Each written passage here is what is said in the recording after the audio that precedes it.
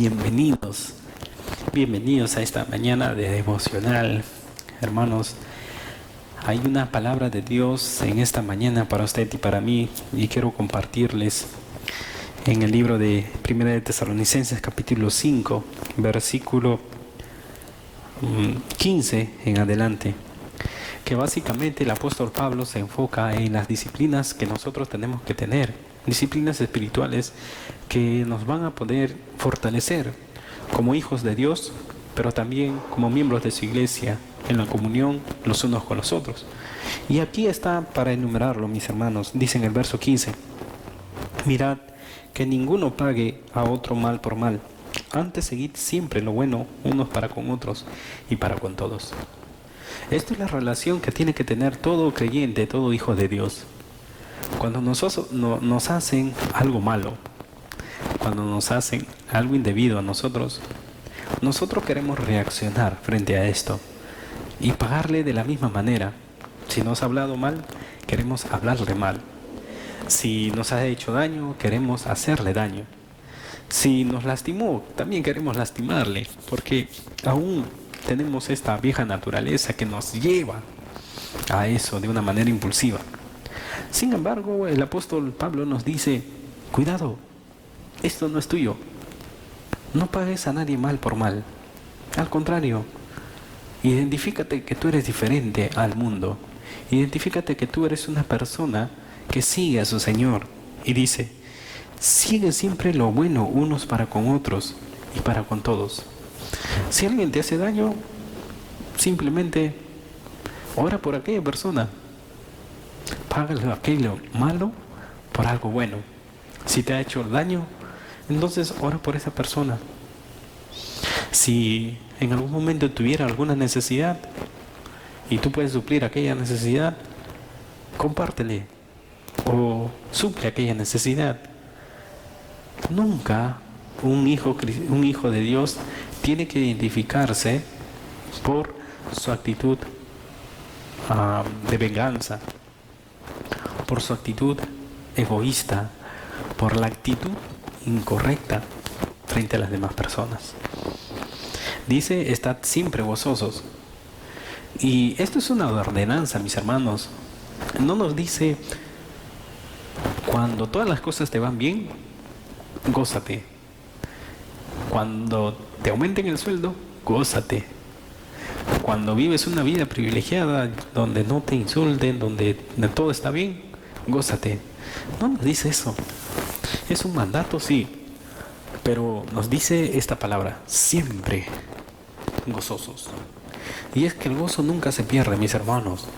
Aún a pesar de que nosotros podamos tener tristeza en algún momento, el gozo del Señor es nuestra fortaleza, y el gozo del Señor permanece constante en nuestros corazones. Nosotros podemos disfrutar de un trabajo en el cual nosotros no somos remunerados debidamente o correspondiente a los trabajos que nosotros hacemos.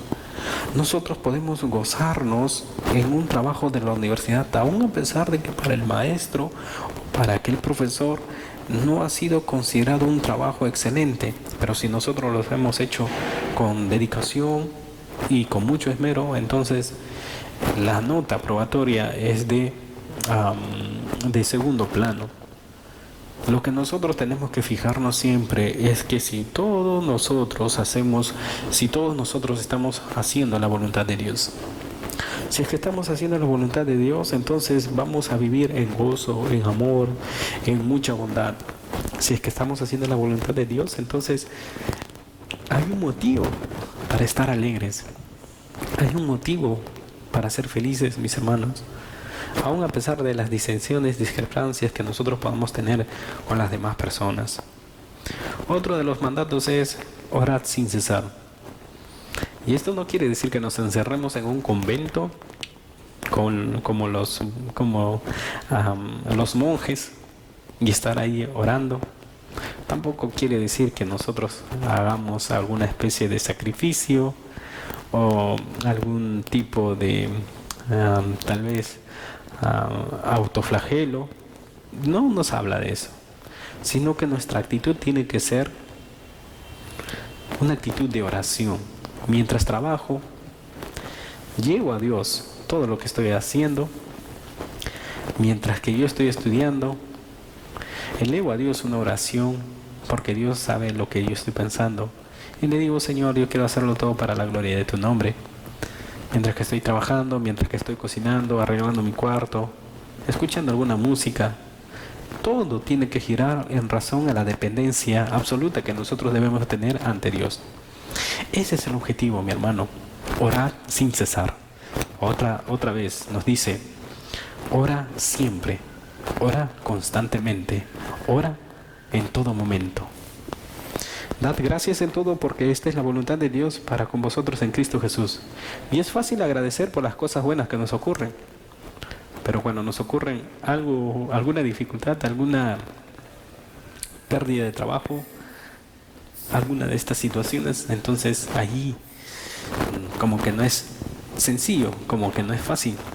Pero la Biblia nos dice otra vez, otro absoluto: gracias en todo. Dad gracias en todo, mis hermanos. Ser agradecidos ante Dios. Si tal vez perdí un trabajo, gracias a Dios, porque me va a permitir trabajar en otra empresa, en otro lugar.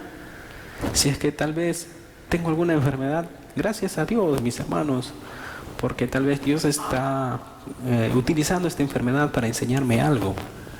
Gracias a Dios por aquella persona que en algún momento le compartí el Evangelio, pero no quiso escucharlo. Gracias a Dios por ello, porque me permite fortalecer mi fe. Aún a pesar de que esa persona me rechazara, mi fe permanece firme y mi fe no ha decaído. Gracias a Dios por todo esto. Dice: porque esta es la voluntad de Dios para con vosotros en Cristo Jesús. No apaguéis al Espíritu. ¿Cuándo apaguemos el Espíritu? ¿Cuándo contristamos al Espíritu? Cuando nosotros vivimos en una vida de pecado constante, vivimos en una vida de que reiteradamente hace su voluntad y no la voluntad de Dios. Mis hermanos, ahí tenemos que tener cuidado. No menospreciéis las profecías. No menospreciemos lo que dice la palabra. No menospreciemos lo que Dios nos ha escrito en su palabra. Sus mandamientos, mis hermanos, es para siempre. Y lo que nosotros debemos de hacer es simplemente obedecerlo. Es simplemente hacer lo que Dios nos dice. Y dice: examinándolo todo, retener lo bueno. Esto se basa en lo que el mundo nos ofrece. No todo lo del mundo necesariamente es algo incorrecto. Tenemos que examinarlo. Si es que a Dios le agrada, si es que a Dios no le agrada. Si es que a Dios le agrada, tal vez utilizar algún método para poder evangelizar, y tal vez por los programas de televisión, por las radios, por la internet, por el Facebook, por el WhatsApp, por mis estados de Instagram y todo esto, usémoslo. Son herramientas que Dios nos permite para hacer su voluntad. Absteneos de toda especie de mal, y el mismo Dios de paz os santifique por completo, y todo vuestro ser, espíritu, alma y cuerpo, sea guardado irreprensiblemente para la venida de nuestro Señor Jesucristo. Fiel es el que llama, el cual también lo hará. Y aquí el apóstol Pablo nos dice de que no depende hacer la voluntad de Dios básicamente en nosotros, sino que depende básicamente en lo que Dios hace por medio de nosotros. Y para esto nosotros debemos de vivir en comunión siempre, mis hermanos. Lectura de la palabra, oración, intercesión, confesión.